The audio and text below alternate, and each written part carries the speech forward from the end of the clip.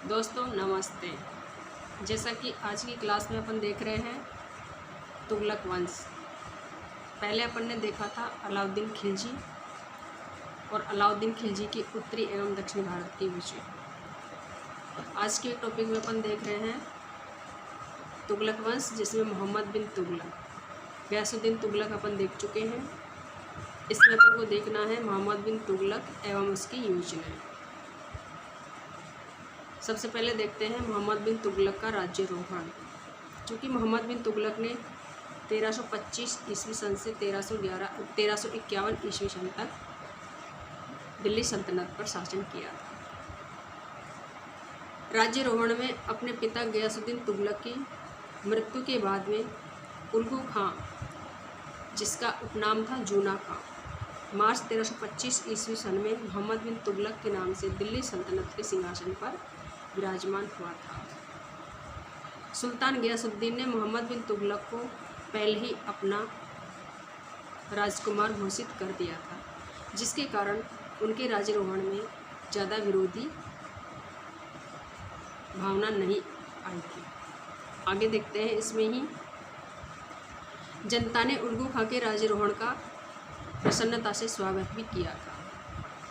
मध्यकालीन भारत के शासकों में मोहम्मद बिन तुगलक का शासन अत्यधिक विवादपूर्ण रहा था, क्योंकि उसका 26 वर्ष का शासनकाल उचित ढंग से निर्मित किया गया था, किंतु योजनाएं उसकी गलत ढंग से क्रियान्वित की गई थी। यही जूना खां की दुखद कहानी है। मोहम्मद बिन तुगलक का मस्तिष्क नई नई योजनाएं बनाता था, लेकिन वह जनता की मनोवृत्ति को समझता नहीं था। आगे देखते हैं। इसी में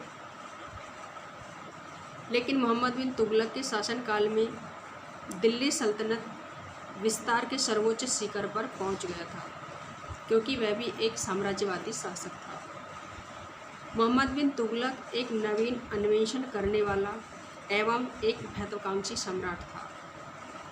उसे नई नई योजनाएं बनाने का बड़ा शौक था।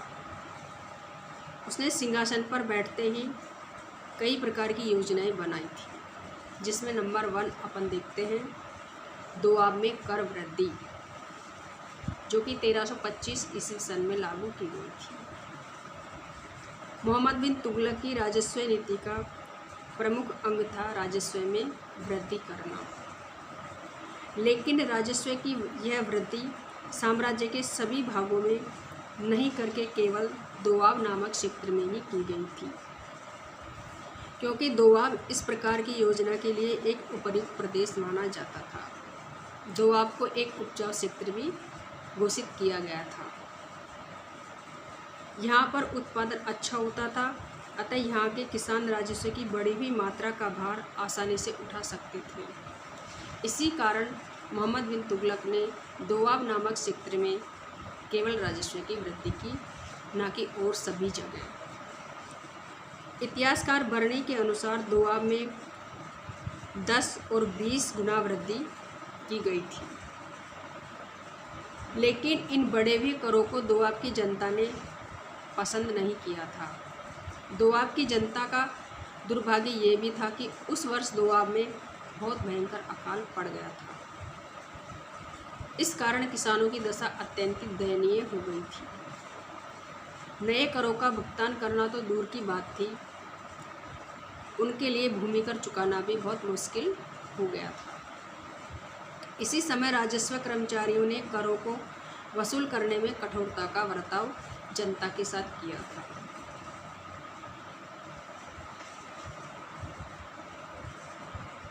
जिसके कारण इस कठोरता के व्यवहार के कारण किसान गांव छोड़ करके जाने लगे थे। यह मोहम्मद बिन तुगलक का बहुत बड़ा दुर्भाग्य सिद्ध हुआ था।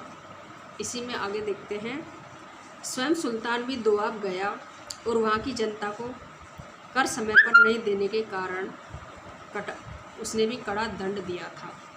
लेकिन जब सुल्तान को वास्तविकता का पता चला कि इस वर्ष यहाँ अकाल पड़ गया है और सारी फसल खराब हो चुकी है, तो सुल्तान ने किसानों के कष्टों को दूर करने के लिए जनता को हल, बैल एवं बीज आदि खरीदने के लिए लगभग 2 करोड़ टंका की राशि दी थी। बटाई कर की योजना को उसने वापस ले लिया था। इस प्रकार से मोहम्मद बिन तुगलक की यह योजना थी दोआब नामक क्षेत्र में कर की वृद्धि करना, जिसको उसने 10 या 20 गुना के लगभग कर वृद्धि की थी। इस योजना में इस प्रकार सुल्तान की यह योजना पूर्ण रूप से असफल रही थी। इस योजना के असफल होने के कई कारण भी थे। सरकार को ये इसकी असफलता के कारण सरकार को बहुत अधिक आर्थिक नुकसान भी उठाना पड़ा था। इसके कारण सुल्तान की बहुत बड़ी भारी बदनामी भी हुई थी। दोस्तों, अपन देख रहे हैं मोहम्मद बिन तुगलक की योजनाओं में, जिसमें सबसे पहले अपन देख रहे हैं दोआब नामक क्षेत्र में कर वृद्धि। यह दोआब नामक क्षेत्र की कर वृद्धि मोहम्मद बिन तुगलक को बहुत भारी पड़ी थी। इससे जनता भी बहुत दुखी हो गई थी, क्योंकि ये पूर्ण रूप से असफल रही थी। अगले टॉपिक में अपन देखेंगे कृषि नामक क्षेत्र, कृषि योजना की स्थापना। धन्यवाद दोस्तों।